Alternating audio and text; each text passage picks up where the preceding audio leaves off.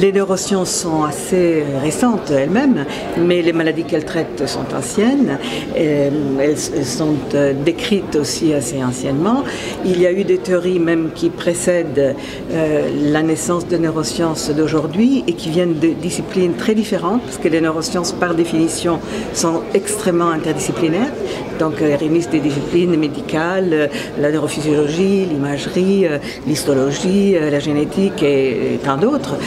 Et donc, il est apparu très important à ses collègues et à nous-mêmes d'essayer de réfléchir nous-mêmes et donner aux autres la possibilité de voir d'où on vient pour pouvoir mieux critiquer notre travail actuel et penser à éventuellement de nouvelles théories pour le futur. Il y a une énorme diversité d'enjeux dans les neurosciences qui sont apparents à travers l'histoire, qui paraît particulièrement importante aujourd'hui.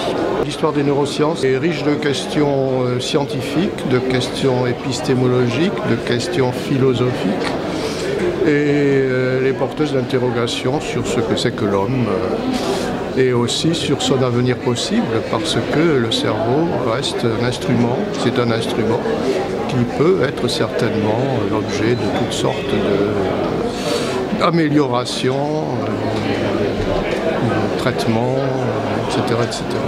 Alors c'est vrai que le domaine de l'histoire des neurosciences est un domaine qui est assez spécifique dans le champ même de l'histoire des sciences, puisque comme les neurosciences ne sont pas réellement une discipline au sens disciplinaire strict, comme les mathématiques, la chimie, la psychologie, c'est un groupement interdisciplinaire très complexe qui s'est créé dans les années 60 comme un mouvement scientifique.